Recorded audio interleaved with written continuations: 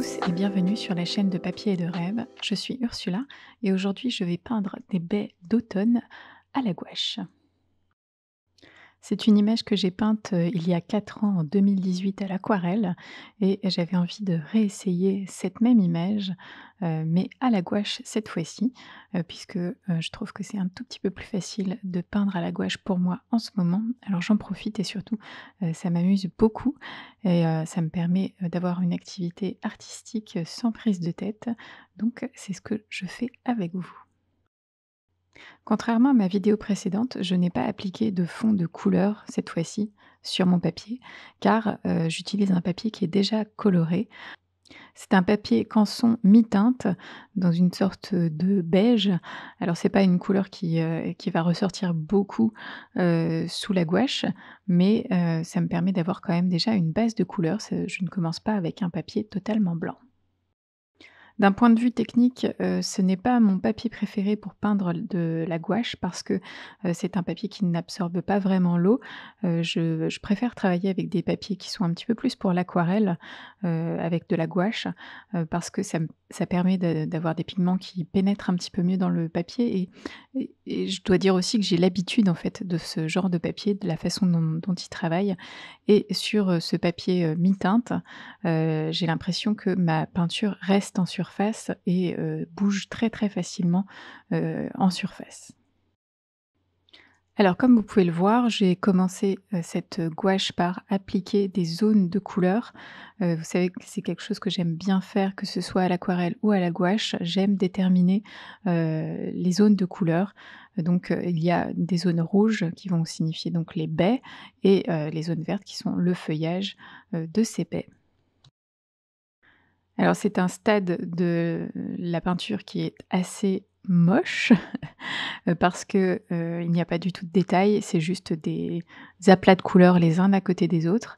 Mais je sais que c'est quelque chose qui est nécessaire dans ma pratique. Ça me permet de voir où je vais, ça me permet aussi d'être un peu, rassurée et de ne pas oublier, certaines zones.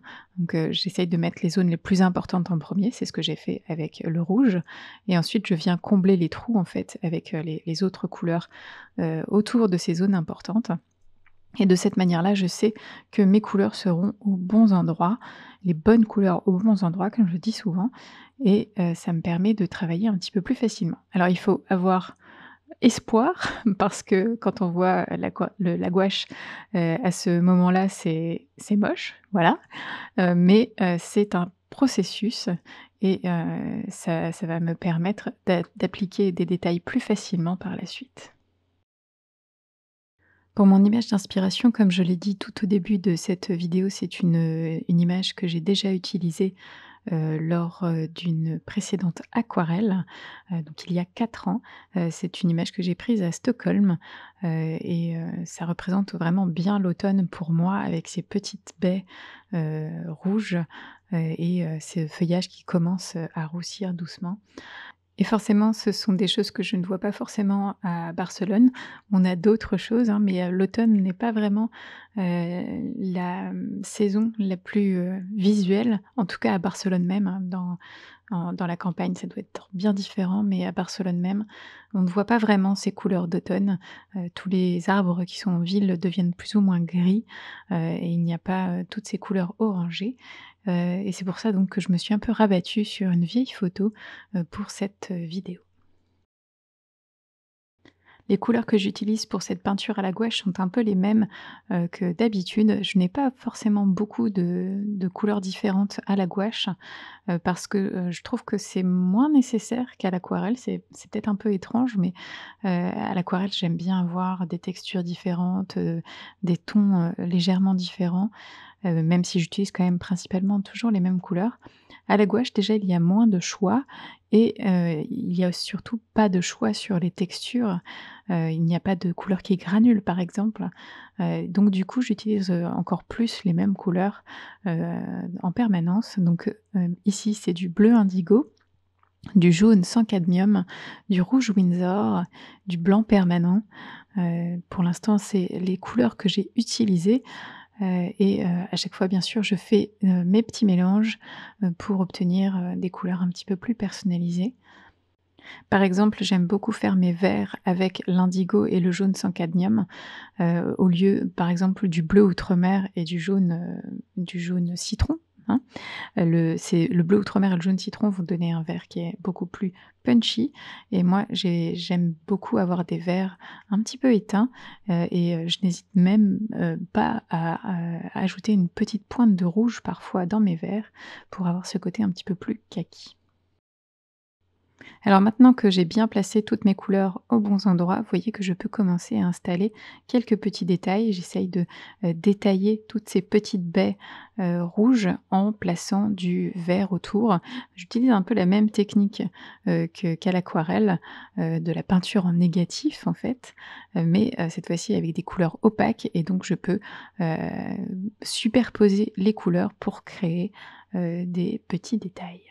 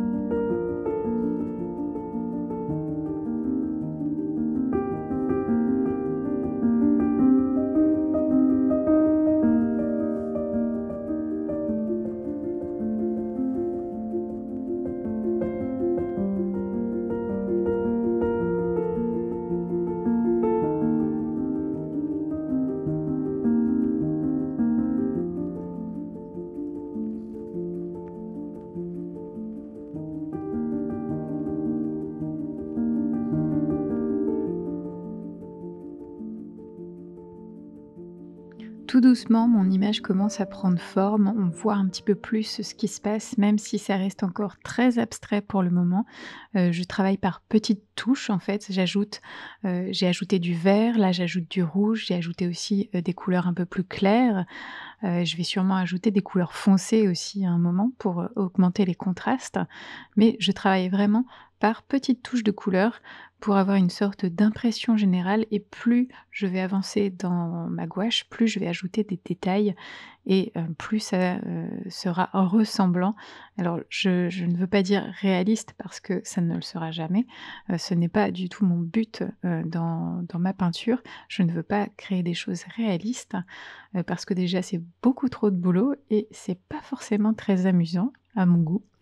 Et j'aime juste créer des impressions, créer des ambiances c'est donc ce que je fais avec toutes ces petites touches de couleurs, toutes ces harmonies de vert, ces harmonies de rouge qui vont donner cette impression d'automne. Alors comme toutes mes couleurs sont placées, maintenant j'ai besoin de donner de la dimension à mon image et c'est ce que je fais avec ce rouge plus foncé. J'ai mélangé le rouge Windsor avec, l'indigo pour avoir une sorte de bordeaux un peu marron, et ça va me permettre de créer une dimension des baies qui sont un petit peu plus loin, un petit peu plus dans l'ombre, donc ça va ajouter quelque chose. Alors bien sûr, à ce stade-là, on a juste l'impression que ce sont des taches marron, mais vous allez voir qu'au fur et à mesure que je vais rajouter des détails par-dessus, on va avoir un petit peu plus cette impression de dimension, de profondeur dans mon image. Et en fait, j'ai l'impression qu'avec la gouache, encore plus qu'avec l'aquarelle, il y a ce stade vraiment moche de l'œuvre quelque part, qui fait que, on peut se décourager très facilement. Heu, Soyons honnêtes, ici, mon image ne ressemble à rien, ce sont juste des taches de couleur. Je sais dans ma tête que je suis sur la bonne voie parce que j'ai l'habitude de travailler à la gouache, et je sais que ce stade est normal, que, il faut pas que je me décourage et il faut que je continue dans cette voie car je vais trouver les bons détails qui vont rendre cette image vivante. Mais je sais que ça peut être très décourageant parce que ça ne ressemble à rien, tout simplement. Et je pense que cet effet est encore plus, valable à la gouache qu'à l'aquarelle, parce qu'à l'aquarelle, on ne peut pas superposer les couleurs, donc il faut quand même qu'on soit, très conscient de toutes les couleurs qu'on peut ajouter, sur le papier pour ne pas, mettre une couleur trop foncée à un endroit où on veut des couleurs claires, même si on peut toujours corriger, on doit faire attention à ça. Ici, à la gouache, comme le médium est opaque, on peut se permettre un petit peu plus de liberté et ça peut même être intéressant parfois de rajouter une couleur claire au-dessus d'une couleur foncée, parce que même si c'est opaque, il y a toujours un petit peu de cette transparence, qui va apparaître, et on a donc un petit peu plus de liberté. On a un peu plus, le temps aussi de travailler, notre image et c'est juste un petit peu moins stressant en fait, tout simplement. En tout cas, je continue tout doucement à ajouter des couleurs, à complexifier les zones en fait.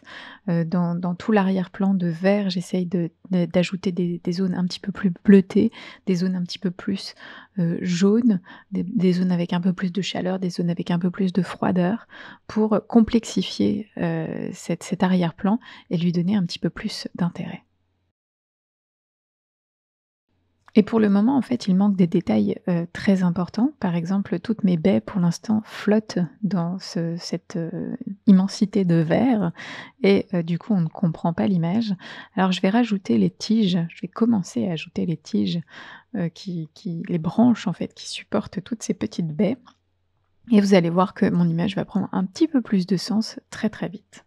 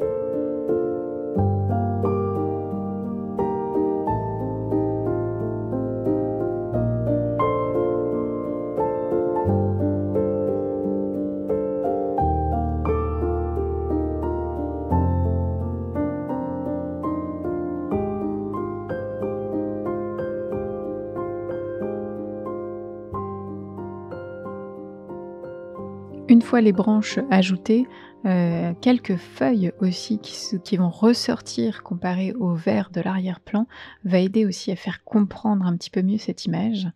Alors cette fois-ci, j'utilise un mélange un tout petit peu plus punchy pour mon vert, juste pour que ces feuilles, ressortent un petit peu plus de l'arrière-plan. Par exemple, si mon arrière-plan est assez froid, je vais essayer d'avoir un mélange de couleurs un petit peu plus chaud, pour que, il y ait vraiment une vraie différence entre les 2 verts et qu'on puisse lire tout de même, cette image, sans problème.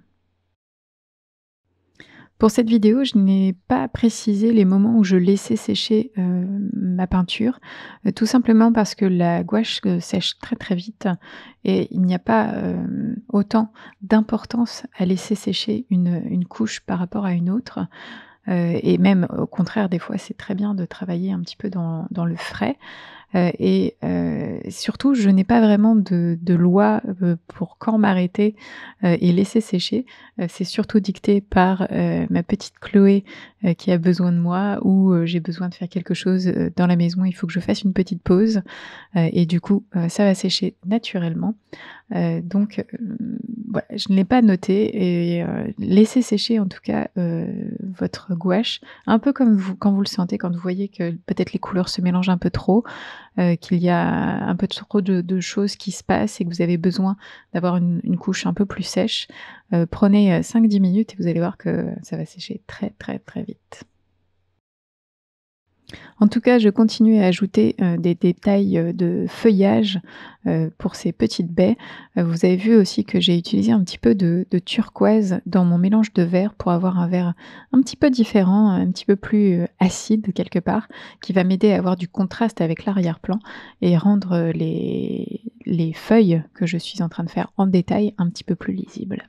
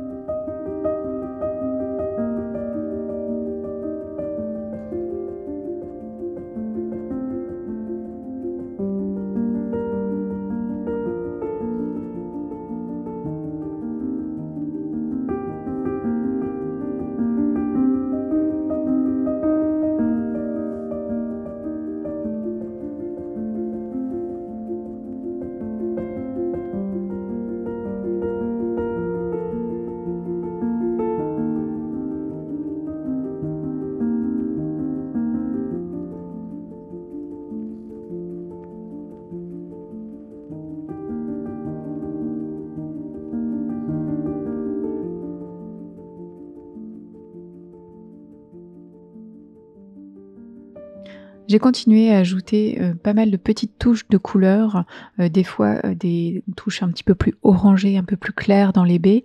Là, je suis en train de rajouter des touches un petit peu plus foncées dans l'arrière-plan pour toujours essayer de construire un petit peu plus la profondeur de mon image. Il y a des zones, très claires, donc on sent que le ciel est pas très loin du feuillage et des zones un petit peu plus denses, un peu plus sombres, qui sont, dans l'ombre. Il y a une chose assez intéressante, à la gouache, une fois qu'on a posé des zones de couleur, que la peinture est encore fraîche, on peut rincer son pinceau et bien, bien l'essorer, contre, le torchon et ensuite passer délicatement le pinceau sur les zones encore fraîches. Ça va permettre de fondre un petit peu plus, toutes ces couleurs et de les intégrer, de les flouter un petit peu. Alors il faut y être très, très, très délicat parce que la gouache se réactive très, très facilement et encore plus avec, le papier que j'ai utilisé aujourd'hui parce que la peinture reste vraiment en surface et donc on peut, sans aucun problème enlever de la couleur. Donc il faut être vraiment très, très délicat, mais en tout cas, il est possible de flouter certaines zones de cette manière-là, en passant juste un pinceau humide, mais vraiment juste humide, pas, trempé du tout, même plutôt sec en fait, très délicatement et ça va permettre de, flouter et harmoniser en fait, les zones. Tout doucement, je m'approche des dernières petites touches de détail, pour cette aquarelle. On voit que mon image est quand même plutôt bien présente. On comprend ce qui se passe, même si ça reste encore très abstrait. On comprend qu'il y a des baies, on comprend qu'il y a des tiges, on comprend qu'il y a des feuilles, et je rajoute quelques touches encore plus claires en haut à gauche pour avoir cette impression de lumière, de ciel, qui, apparaît à travers le feuillage. C'est quelque chose que j'aime bien faire à la gouache, rajouter des zones claires, en dernier, ou des zones aussi avec des couleurs un peu plus vives en dernier. Ça permet de donner un petit peu plus de vie en fait, à l'aquarelle. Alors là, je me concentre vraiment, sur les zones claires. J'utilise du blanc, mais j'essaye de ne pas l'utiliser totalement pur. On ne le voit pas sur ma palette parce que je l'ai un petit peu mal cadré, mais j'ai, une zone avec un tout petit peu de jaune et donc je salis en fait mon blanc avec un petit peu de ce jaune, pour qu'il ait une teinte un petit peu plus chaude et que du coup, il se fonde aussi un petit peu mieux avec le reste des couleurs sur ma page. Ce ne sera pas juste du blanc, qui va être, presque en confrontation avec toutes les autres couleurs. C'est un blanc avec une petite couleur qui va permettre donc, d'avoir cette petite teinte chaude qui va faire penser aussi à l'automne. Et de la même façon, que j'aime, ajouter donc ces petites taches claires à la fin de ma gouache, j'aime aussi ajouter, des taches colorées, avec des couleurs un petit peu plus, pures, pour avoir quelques zones un petit peu plus, attractives en fait, dans cette gouache. Donc vous allez voir que je vais ajouter des zones un petit peu plus jaunes et des zones aussi avec, du bleu turquoise. J'aime beaucoup le bleu turquoise à la gouache, je trouve que ça ajoute, quelque chose d'assez intéressant. Alors peut-être que je l'utilise un peu trop, mais pour l'instant ça me plaît et c'est ce que j'utilise. Donc ces petites couleurs un petit peu plus acides en fait, vont, ajouter encore un petit peu plus de relief, et vont participer aussi à l'ambiance de cette image et lui donner un petit peu un caractère unique. Et avec ces dernières petites touches de couleur, ma gouache est quasiment terminée. Ça tombe bien car ma fille est réveillée, il faut que j'aille m'en occuper. J'essaye toujours d'enregistrer ses voix, très tôt le matin, comme ça je sais que je suis un petit peu tranquille et que j'ai le temps de le faire. Mais du coup, je n'ai pas forcément, le temps toutes les semaines de faire, mes vidéos. Alors n'hésitez pas à vous abonner à ma chaîne pour savoir quand est-ce que je vais poster, la prochaine vidéo. Je pense que je ne vais plus respecter, ce planning de tous les vendredis matins. Je vais juste les poster quand elles sont prêtes et voilà. Donc abonnez-vous pour être, notifié quand mes vidéos sortent. Et cette vidéo est donc terminée. Merci de l'avoir regardée jusqu'au bout et j'espère qu'elle vous a plu. N'hésitez pas à aller jeter un coup d'œil sur le blog pour plus d'informations sur cette image et bien sûr, dites-moi ce que vous en pensez dans les commentaires. À bientôt.